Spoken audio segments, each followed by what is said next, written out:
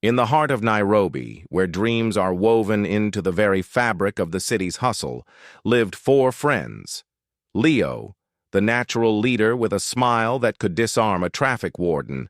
Maya, the sharp-witted writer whose words danced off the page. Sam, the quiet observer with a camera for an eye. And Zara, the actress who could cry on cue and laugh until she couldn't breathe. Their shared dream? To create a TV show that would put Kenyan stories on the global map. They called their group Soko Stories, a nod to the vibrant markets where they first met, sharing samosas and grand ambitions. For months, they poured their souls into a pilot script. It was a comedy drama about a young boda rider navigating life, love, and the chaotic charm of Nairobi. They spent every shilling they had to rent basic equipment. Sam's uncle's garage became their studio, its oil-stained floor their stage. They were broke, exhausted, but buzzing with a creative energy that felt like lightning in a bottle. Then came the first wave of rejections. One after another, emails pinged into their shared inbox, each a polite but firm no. "The market isn't ready," one said.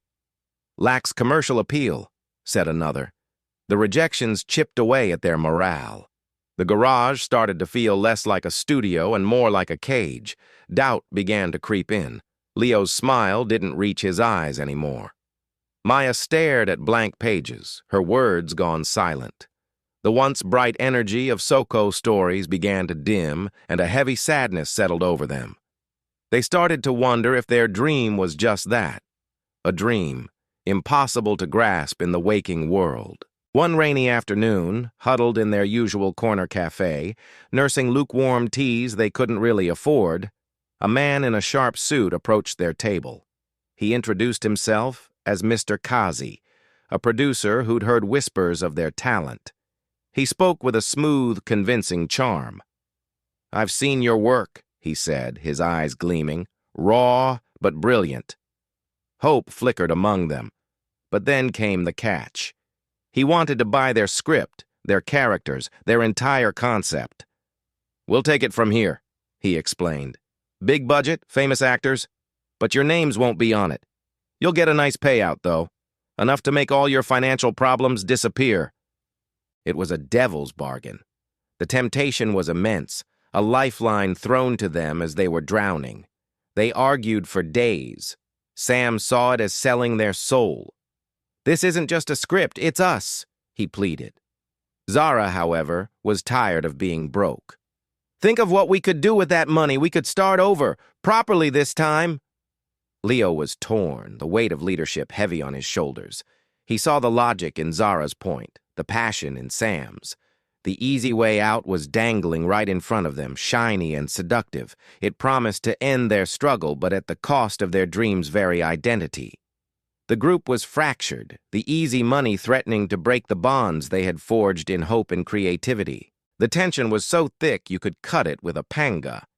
They were on the verge of breaking up, the producer's offer a wedge driven right through the heart of Soko Stories. Maya, who had been quiet through most of the arguments, finally called an emergency meeting back at the garage. "Before we decide," she said, her voice steady, "I want us to do something. Let's read the script, out loud, from the beginning, just one last time." Hesitantly, they agreed. Zara took her role as the witty grandmother, her voice cracking with feigned age. Leo read the part of the ambitious boda rider, his natural charisma shining through. Sam and Maya filled in the other parts. And then, something magical happened. As they read, they started to remember why they wrote it. They weren't just reading lines, they were living them. When they got to the scene where the grandmother tries to use a smartphone for the first time, Zara went completely off script, ad-libbing hilariously. Leo, trying to stay in character, snorted. Then Sam burst out laughing, a loud, uninhibited roar that echoed in the small garage.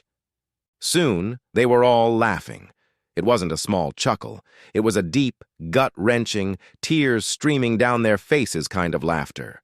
They laughed at the ridiculousness of the scene, at the stress of the past few weeks, at the absurdly tempting offer. In that moment of shared joy, they found their answer. Their story wasn't just a product to be sold. It was their friendship, their humor, their shared experience. It was theirs. The laughter cleared the air, reminding them that their connection was worth more than any paycheck. They turned down Mr. Kazi's offer, united once more. Their unity felt powerful, but it didn't pay the bills. With the producer's offer gone, reality hit them harder than a Nairobi pothole. The rejections continued to pile up, each one a fresh sting. Their meager funds completely dried up.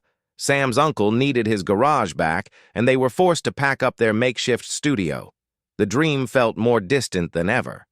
They found themselves back at square one, but worse. Before, they had naive optimism. Now, they had the bitter taste of failure. Discouragement became a fifth member of their group. They stopped meeting, the silence in their group chat deafening. Leo started looking for a real job. Maya put her notebook away. It felt like the end. One evening, Sam was scrolling through the footage he'd shot of their rehearsals. He saw their arguments, their struggles, and that incredible moment of laughter in the garage. He saw their story. An idea sparked. He quickly edited a short 2-minute clip, a behind-the-scenes look at four friends trying to make a TV show. He captured their passion, their hardship, and their unbreakable bond. He posted it online with a simple caption, "We tried. Maybe one day." He didn't expect anything, but the video started to get views. A few hundred, then a few thousand. People shared it, commenting on their authenticity, their passion. "Don't give up," one comment read. "This is the story we want to see," another said. The notifications started flooding in, and soon, Soko Stories was trending in Kenya. Their failure, their vulnerability, the very thing that had discouraged them, had connected with people in a way their polished pitch never could. Their phones began to ring, not with rejections, but with calls from local production houses, bloggers, and even a national TV station, all asking the same question. Who are Soko Stories? They hadn't made it to TV the way they planned, but in a way, they had. Their real story had become the show. Thank you so much for watching our story. If you enjoyed it, please hit that like button and subscribe to our channel for more content like this. We love sharing these tales with you, and your support means the world. See you in the next video.